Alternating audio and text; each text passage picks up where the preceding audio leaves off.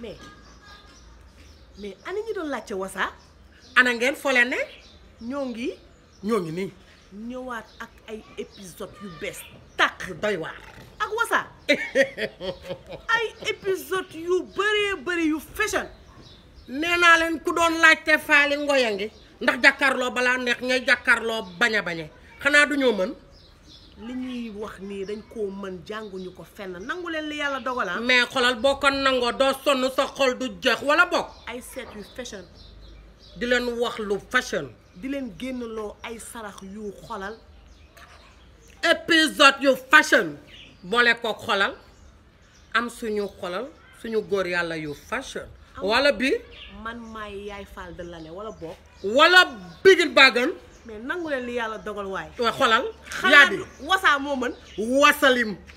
wala bokk pare gu ñu de ku bëgg xam Wassa ni muy moytoo ay noonam koj ñu Facebook YouTube ak fan Snapchat kon yes ku du Wassa nooy moytoo sa noon ye Adja Wassa nooy moytoo sa noon ye yaa di Wassa nooy moytoo sa noon Milina nooy moytoo sa noon na bu